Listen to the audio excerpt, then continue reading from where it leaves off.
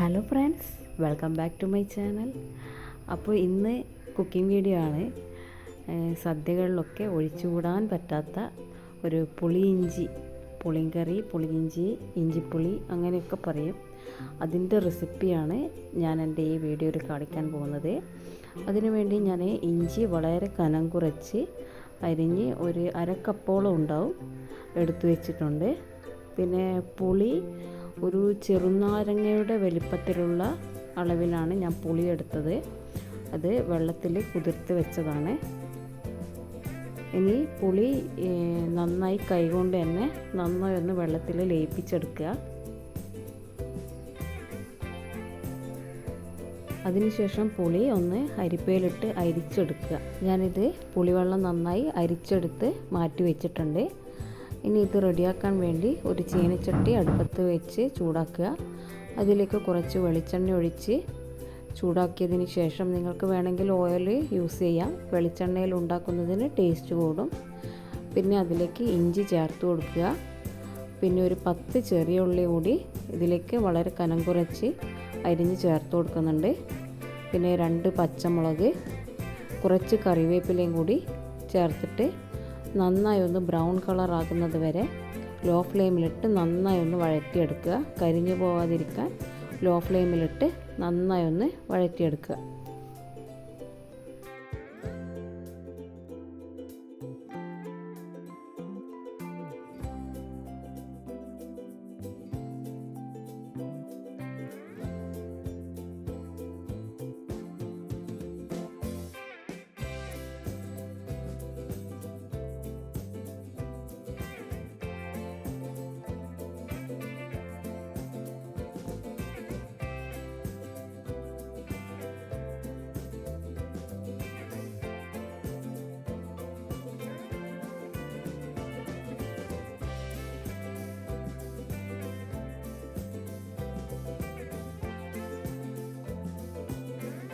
അപ്പോൾ നല്ല brown colour ആയിക്കഴിഞ്ഞാൽ ഇതിലേക്ക് പൊടികൾ ചേർത്ത് കൊടുക്കുക.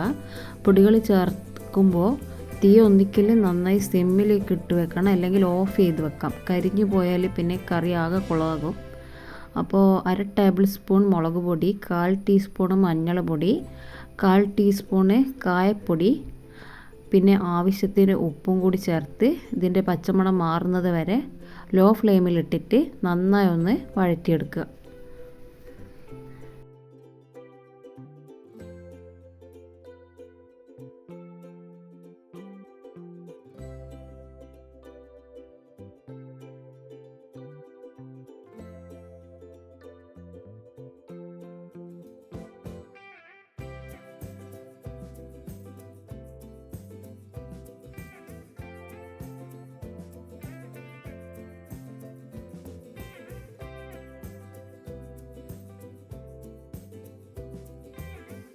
ഇനി ഇതിലേക്ക് അരിച്ചു വെച്ച പുളിവെള്ളം ചേർത്ത് കൊടുക്കുക. പുളിവെള്ളം ചേർത്ത് ഉപ്പ് കുറവുണ്ടെങ്കിൽ ഉപ്പ് ചേർത്ത് കൊടുക്കണം. വെള്ളം ചേർത്ത് നന്നായി ഒന്ന് വറ്റി വരുന്നത് വരെ ഇളക്കി കൊടുക്കുക.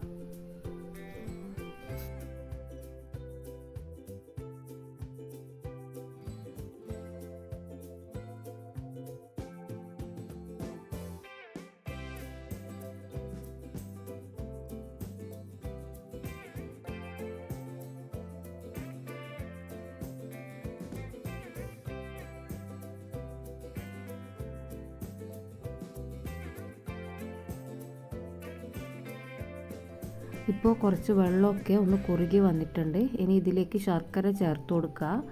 ഞാനിവിടെ 6 ടേബിൾ സ്പൂൺ അളവിലാണ് ശർക്കര എടുത്തത്. അമ്മിയിൽ നിന്ന് ചതച്ചെടുത്ത ശർക്കരയാണിത്. ശർക്കരയും കൂടി ചേർത്ത് നന്നായി ഒന്ന് മിക്സ് ചെയ്തെടുക്കുക. ഇത് തിളച്ച് വരുന്നത് വരെ ഹൈ ഫ്ലെയിമിലും, തിളച്ച് കഴിഞ്ഞാൽ ലോ ഫ്ലെയിമിലും ഇട്ടിട്ട് നന്നായി ഒന്ന് ഇളക്കിയെടുക്കുക. നന്നായി കുറുകി വരുന്നത് വരെ ഇത് ഇളക്കിക്കൊണ്ടേയിരിക്കുക. പിന്നെ ഒരു ദിവസം മുമ്പിട്ടെങ്കിൽ ഇതുണ്ടാക്കി വെക്കുന്നതാണ് നല്ലത്. ശർക്കര ചേർത്തതിന് ശേഷം ആവശ്യമെങ്കിൽ കുറച്ച് ഉപ്പ് കൂടി ചേർത്ത് കൊടുക്കണം. എല്ലാം കൂടി നന്നായി ഒന്ന് യോജിപ്പിച്ചെടുക്കുക. ഉണ്ടാക്കി അപ്പം തന്നെ ഇതെടുത്ത് കഴിക്കുമ്പോൾ ഒരു കയ്പ്പ് രുചി ഉണ്ടാവും. അതുകൊണ്ട് ഒരു ദിവസം മുമ്പേ ഉണ്ടാക്കി വെക്കുന്നതാണ് നല്ലത്. ഇതുപോലെ കുറുകി വരുന്ന സമയത്ത് അടുപ്പ് ഓഫ് ചെയ്ത് വെക്കുക. ഇനി ഇത് വറ്റിച്ചെടുക്കേണ്ട ആവശ്യമില്ല. കുറച്ചുകൂടി ചൂടൊക്കെ നന്നായി ആറിക്കഴിഞ്ഞാൽ ഇത് ഇനിയും കുറുകി വരും. അപ്പോൾ എൻ്റെ റെസിപ്പി ഇഷ്ടപ്പെട്ടെങ്കിൽ ചാനൽ ലൈക്ക് ചെയ്യുക, സബ്സ്ക്രൈബ് ചെയ്യുക, കമൻറ്റ് ചെയ്യുക. Thanks for watching.